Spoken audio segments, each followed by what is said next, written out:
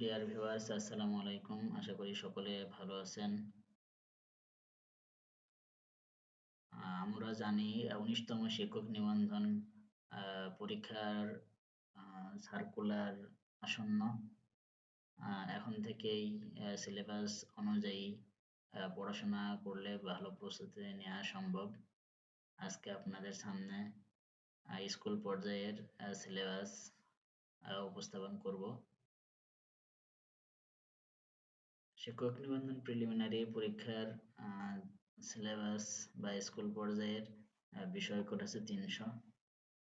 এই প্রিলিমিনারি পরীক্ষায় কোনো সাবজেক্ট ভিত্তিক যে কে কোন সাবজেক্টে পড়াশোনা করেছেন সেটা ফ্যাক্টর নয়। সবাই একই বা সকল পরীক্ষার্থী একই ধরনের প্রশ্নপত্রে পরীক্ষা দেবেন। পূর্ণমান ১০০, সময় ১ ঘন্টা। বাংলা থেকে প্রশ্ন থাকবে ২৫টি।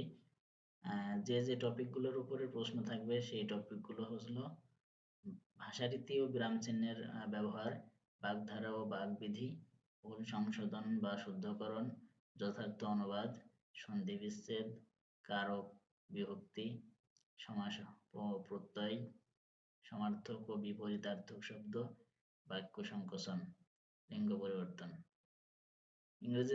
ইংরেজি থেকে থাকবে 25 মার্ক এবং 25টি প্রশ্ন থাকবে। যে টপিকগুলোর উপরে প্রশ্ন হবে সেগুলো হলো completing sentence, translation Bangla to English, change of parts of speech, right forms of verbs, fill in the blank word, transformation of speech, synonyms and antonyms, idioms and phrase। সাধারণ গণিত থেকে 25টি প্রশ্ন থাকবে। পাটিগণিত থেকে যে বিষয়ের উপরে প্রশ্ন হবে সেগুলো হলো গড়, লসাগু এবং গসাগু, ঐকিক নিয়ম, শতকরা, সুদ কষা, লাভ ক্ষতি, সমানুপাত।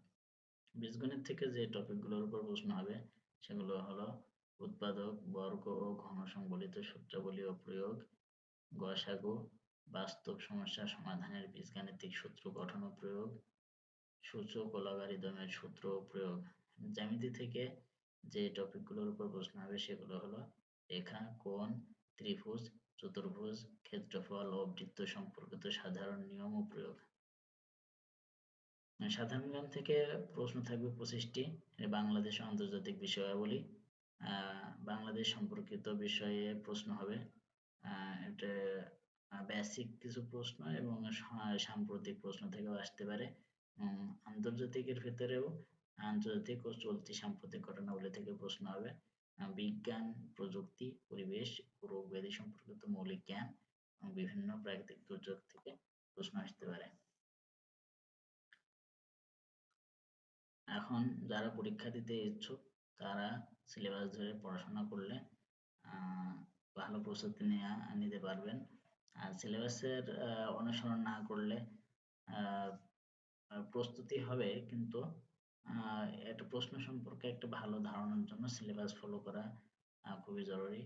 আশা করি সকলে সিলেবাস ফলো করবেন এবং ভালো প্রস্তুতি নিয়ে পরীক্ষা দেবেন এবং যাতে উত্তীর্ণ হন সেই কামনা। পরবর্তী ভিডিওতে আমরা কলেজ পর্যায়ের সিলেবাস দেখব,